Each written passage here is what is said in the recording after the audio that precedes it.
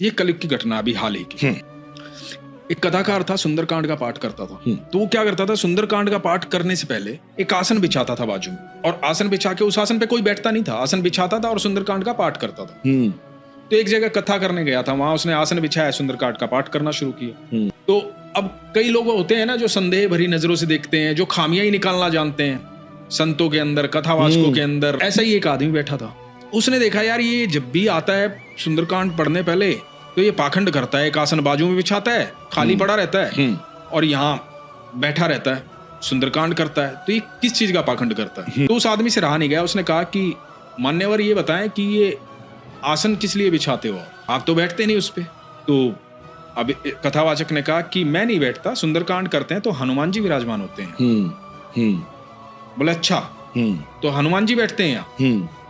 बोले हाँ हनुमान जी बैठते हैं। तो बोले कि ये हम कैसे मान लें हनुमान जी बैठते हैं? बोले आज तो कथा समाप्त हो गई है, तो कल जब आसन बिछाऊंगा तो हनुमान जी विराजमान होंगे। तो बोले कि ये हम कैसे मान लें, कल आप साबित करके बताओगे? बोला हनुमान जी आते हैं, रोज आते हैं। तो बोले कि अच्छा तो कल देखते हैं, कल आप आसन बिछाइएगा, कल देखते हैं हनुमान जी आएंगे कि नहीं आएंगे। तो इस व्यक्ति ने, क्योंकि इस व्यक्ति का, कथावाचक का भगवान पर संपूर्ण भरोसा है, मैं ये कहता हूं जितने लोग कथा कहते हैं, ये कथा कहने की प्रेरणा कहां से आती है? ये ईश्वर की मर्जी से ही आती है। बिल्कुल। ईश्वर ने ही आपको ऐसी शब्दावली दी है, ऐसा शब्दकोश दिया, ऐसी वाणी दी है कि आप भगवान का बखान कर पाए। नहीं तो भगवान का बखान करना हर एक के बस की बात नहीं है। बिल्कुल।